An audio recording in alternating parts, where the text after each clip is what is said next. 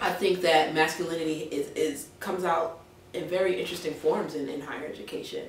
I think fashion is played out in fashion as well, you know what I'm saying? Like for folks who look like me, you know, and present like me, we're oftentimes at a crossroads in how do we present ourselves professionally. You know, how do I put on that skirt? Do I become a little bit more feminine for folks to think that I can do the job properly? Or do I still present myself in this masculine way and kind of making space, but also feeling really shitty about taking that space? It's really interesting how masculinity gets played out. You're taught that if you don't speak up, if you don't assert yourself, all of these things that are kind of associated with masculinity, then you'll be silenced. And it was very interesting to see how those things played out in the classroom as well. You know, being a masculine-centered person and trying to take up space because there's not that many people who look like me. There's nobody that looks like me. And also thinking about, am I taking up too much space because of my masculinity, right?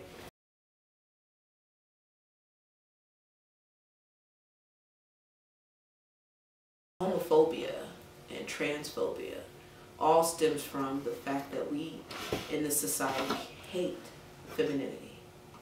We abhor it, you know? And I feel like, you know, femininity, particularly in higher education, is a hard struggle. I think that femme folks struggle a lot, and those who identify as femme, you know, those who are queer, who really identify as femme, you know, struggle to create a space that they are taken seriously, you know, and without having to compromise themselves or to constantly explain things to folks. I feel like feminine folks are constantly explaining.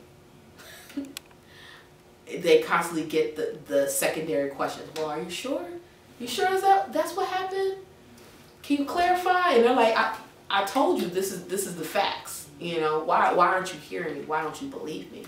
And I think particularly in a space like an LGBT center, femininity is hard for women. You know, folks who identify as women. I don't think that men who embody femininity really struggle in this space because I feel like they take up space already. I would say that particularly for white men, you know, who might embody a little bit more of femininity.